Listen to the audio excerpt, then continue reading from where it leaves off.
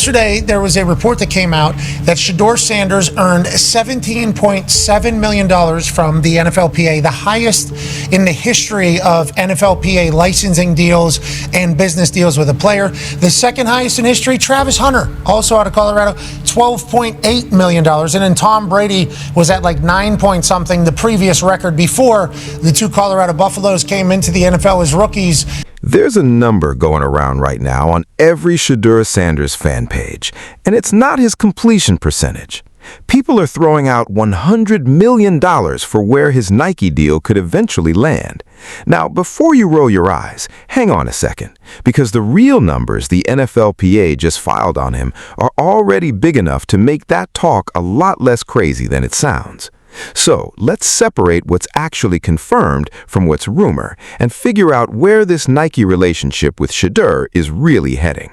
And obviously blew that number out of the water. So we were yesterday very pumped for Shedeur. Like, hey, hell yeah, you get $17.7 million. But as people that went through it and kind of understand the business behind it, we were so baffled on how the hell did $17.7 million come through just the NFLPA to Shedeur Sanders, let alone all his own marketing that he does and all his own businesses, let alone the NFL contract that he gets for being on the team as a fifth rounder, which obviously, and then player performance, which was a bonus on top of it. But this particular $17.7 million. Let's start with what's real, because this is the part that's actually fueling the $100 million talk in the first place. In late May, the NFL Players Association filed its annual report with the Department of Labor, and buried in that report was a number that made a lot of people stop scrolling. Shedeur Sanders made $17.7 million in group licensing income during his rookie season alone. For context, that's not his salary. That's separate money that comes from jersey sales, trading cards, video games, and anything else that uses his name and likeness alongside other players. And $17.7 million doesn't just beat the old record, it nearly doubles it.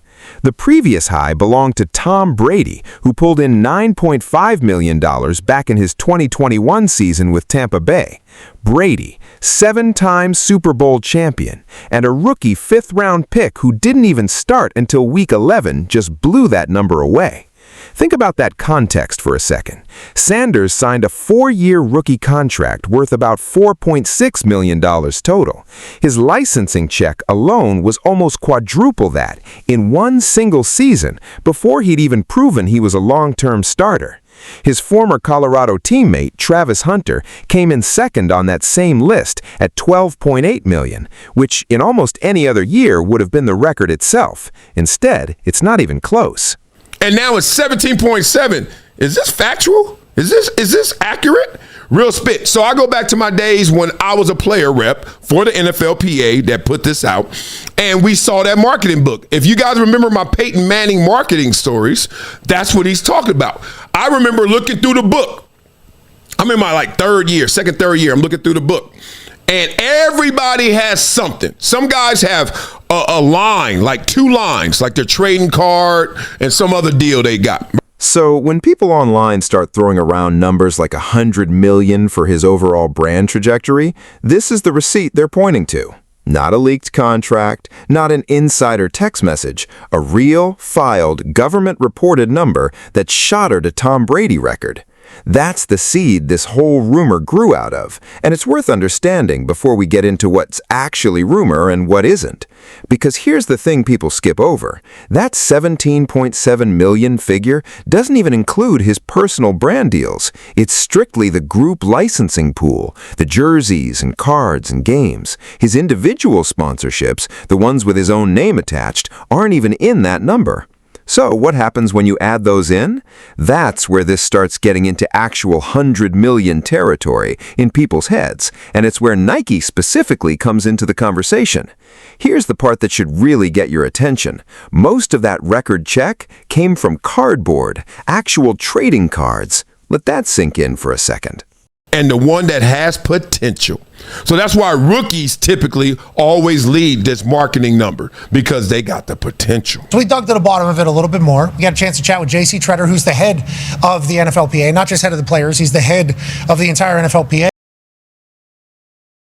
$15 million-ish came from card deal for Shedeur Sanders. Damn. Obviously, collectibles are having a run like haven't had in a long time, I think, at this point, especially sports cards with Fanatics and everything else that's taking place. So let's actually break down where that $17.7 million came from, because it changes the whole picture. According to Front Office Sports, roughly $15 million of that total, the bulk of it, came specifically from trading cards sold through Panini, the league's card manufacturer at the time. One insider even suggested Sanders had a personal trading card guarantee built in before the draft, back when everyone assumed he'd go somewhere in the first round. That guarantee reportedly stayed in place even after he fell all the way to pick 144. Now, here's a wrinkle worth knowing. Panini's run as the NFL's official card maker actually ended in March, so if Sanders stays with them going forward, his future cards won't even carry the Browns logo. That's a real detail, and it matters, because it means that specific $15 million card windfall was partly a one-time event tied to draft day hype and a contract that predates his rookie season even starting. But that's just the licensing side. Multiple outlets, including Yardbarker and BET, reported that this $17.7 million number doesn't touch his personal endorsement portfolio at all. Sanders already has real individual deals with Gatorade, Beats by Dre, Delta Airlines, and Ralph Lauren. And yes, Nike. When you stack those personal deals on top of the licensing record, multiple reports put his total off-field earnings at, quote, well north of $20 million for a guy who's barely played one full NFL season. So now do you see where the $100 million chatter's coming from? It's not somebody claiming Nike wrote him a check for 9 figures tomorrow. It's people doing the math on a 24-year-old who's already clearing $20 million a year off the field, who hasn't even locked down a starting job yet, and projecting that out over a full career if the trajectory holds. That's a very different claim than Nike insiders leaked a signed contract, and it's important you hear that difference, because one of those is a real financial story, and the other is just a headline designed to get you to click. So I believe the sports cards deal for Shedeur Sanders was a massive piece. Not just $9 million is what I think was initially reported. I think it was even bigger than that. So we could assume that Travis Hunter was also in the same boat of that case. And it's like, that's how much getting rookie stuff or signed stuff or autograph stuff means to these businesses that are projecting sports cards, I guess, to be on forever and for the future to be even bigger. So congrats to Shedeur for being, that important to future. Now, Nike specifically has been part of Sanders' story longer than almost any other brand, and that history is actually a big reason his name keeps getting attached to bigger and bigger numbers. Let's get into that. Dion had a Nike deal 30 years ago. Now his son has one too. This isn't a company testing the waters. This is a company that's been invested in this family for 3 decades. Back in August of 2024, Sanders became the first college football player in history to sign an NIL deal directly with Nike. That alone was a milestone. But what made it bigger was the connection. His father, Dion, had his own signature Nike cleat line nearly 30 years earlier, and Nike brought that line back specifically to tie in to Shedeur's signing. The announcement literally called it, in their words, a family business. Since then, Nike hasn't treated this like a small NIL deal.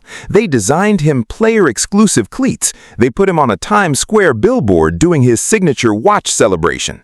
And the day before the 2025 draft, when Nike's official football account had barely posted anything since the Super Bowl, they suddenly put up 3 posts in 24 hours, all about Sanders, all timed around his pro day. That's not how a brand treats a role player. That's how a brand treats someone they're building a long-term platform around. And it's continued into his NFL career. Reports out of January 2026 describe Nike previewing new signature sneakers built around Sanders' legendary branding, with his own handwritten messages built into the cleats he's actually worn in games. This is an ongoing, active, creative investment, not a one-and-done logo slap. Here's why that context matters for the 100 million conversations. Nike doesn't typically pour this level of resources, custom product, billboard placement, family narrative marketing into an athlete they don't see long-term upside in. Sports business analysts have pointed to guys like LeBron James and Cristiano Ronaldo as the blueprint for what a decade-plus Nike partnership eventually becomes worth once on-field success and off-field marketability both hit at the same time. Nobody, and I mean nobody, credible, has said Sanders is there yet, but the infrastructure Nike has already built around him, the family story, the signature product line, the licensing record he just set, that's exactly the kind of foundation people point to when they start speculating about nine-figure territory down the road. So is it accurate right now, today, to say Nike is about to hand Shedeur Sanders a $100 million check? No, there's zero reporting that says that's happened or is imminent. But is it accurate to say the pieces Nike has been assembling around him for 2 years line up with what a future mega deal usually looks like in its early stages? That part actually checks out. But none of this brand talk means anything if he doesn't win the job, and that part is still very much unresolved. Point being, man, this dude out here eating. Let's see the top five. Let's see what they doing. All right, Shedeur, 17.7, number 1. Number 2, Travis Hunter. Oh, 12.8. Number 3, damn, Patrick Mahomes. What I tell you, it's about potential or proven. Number 4, Tario McMillan. Please help me. I saw that earlier, and I was like, who is this dude? But I didn't look him up. I've never heard of him, and that doesn't mean jack to him because he just got $4.5 million yesterday. I did not. But Saquon Barkley is number 5. Who is McMillan? Because here's the truth nobody in the $100 million Nike deal comment section wants to bring up. Shedeur Sanders is not the confirmed starter in Cleveland. Not yet. Browns GM Andrew Berry has publicly declined to commit to Sanders as the 2026 starter, despite what Berry himself called real progress. Sanders is heading into training camp competing directly against Deshaun Watson and fellow rookie class quarterback Dylan Gabriel for that job. And his actual rookie season stat line is a mixed bag. 7 starts, 1,400 passing yards, 7 touchdowns against 10 interceptions, a 56.6 completion percentage, and a 3-4 record in his starts. Solid for a 5th-round pick thrown into action after an injury to the guy ahead of him. Not yet the kind of season that guarantees anything long-term, on the field or off it. That's the tension at the center of this entire story. His business numbers are already historic. His on-field numbers are still a work in progress. One outlet summed it up about as clean as you can. The question was never whether people wanted Shedeur Sanders. The open question is whether the player matches the brand. And that's actually the smartest way to think about this $100 million Nike rumor. It's not a lie exactly, it's a projection dressed up as a leak. The real verified foundation, the $17.7 million licensing record, the $20 million plus in combined off-field earnings, the 2 years of heavy Nike investment, all of that is genuinely there and genuinely historic for a player at his experience level.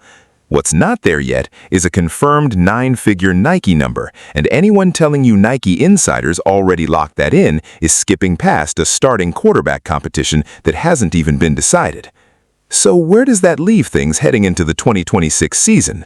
Sanders walks into training camp as maybe the most financially successful backup or competing quarterback in NFL history, with a brand engine running well ahead of his on-field resume. If he wins that starting job and builds on the tape from last season, the $100 million Nike conversation stops being a rumor and starts becoming a realistic ceiling. If he doesn't win the job, all of this brand momentum still matters, but it caps out somewhere well short of that number, no matter how loud the fan pages get. So before you comment, Nike already paid him $100 million, just know that's not confirmed anywhere. What is confirmed is arguably even crazier once you actually look at the paperwork. Let's recap what's actually real here, because it's easy to lose the thread in a story with this many numbers flying around. Shedeur Sanders set an NFL record with $17.7 million in group licensing income as a rookie, nearly doubling Tom Brady's old mark, driven mostly by a trading card deal that predates his draft slide. Stack his personal deals with Gatorade, Beats by Dre, Delta, Ralph Lauren, and Nike on top of that, and multiple outlets put his real off-field earnings well north of $20 million in year 1 alone. Nike, specifically, has been building around him since 2024, with custom products, billboard campaigns, and a signature line tied to his father's legacy, the kind of long-term infrastructure brands usually build before a bigger deal, not after one. But there is no confirmed $100 million Nike contract, no shocked insiders, no signed figure. That part is rumor and projection, not reporting. And the biggest variable in all of it isn't a marketing meeting, it's a training camp. Shedeur Sanders still has to win the Browns' starting job over Deshaun Watson and Dylan Gabriel before any of this brand momentum turns into an actual 9-figure Nike deal down the line. Stack his personal deals with Gatorade, Beats by Dre, Delta, Ralph Lauren, and Nike on top of that, and multiple outlets put his real off-field earnings well north of $20 million in year one alone. Nike, specifically, has been building around him since 2024, with custom products, billboard campaigns, and a signature line tied to his father's legacy, the kind of long-term infrastructure brands usually build before a bigger deal, not after one. But there is no confirmed $100 million Nike contract, no shocked insiders, no signed figure. That part is rumor and projection, not reporting. And the biggest variable in all of it isn't a marketing meeting, it's a training camp. Shedeur Sanders still has to win the Browns' starting job over Deshaun Watson and Dylan Gabriel before any of this brand momentum turns into an actual 9-figure Nike deal down the line. So here's where I land on it. The $17.7 million is real, it's verified, and it's honestly more impressive than the rumor itself once you understand where it came from. The $100 million is a projection, built on real momentum, but it is not a done deal, and Nike hasn't confirmed anything close to it. What happens next depends less on marketing executives and a lot more on what happens on the practice field in Berea this summer. So I want to know what you think. Do you think Shedeur Sanders wins the Browns' starting job and turns this brand momentum into an actual 9-figure Nike deal down the line? Or does he need a full season as the guy before Nike ever gets close to that number? Drop your take in the comments. Smash like and subscribe.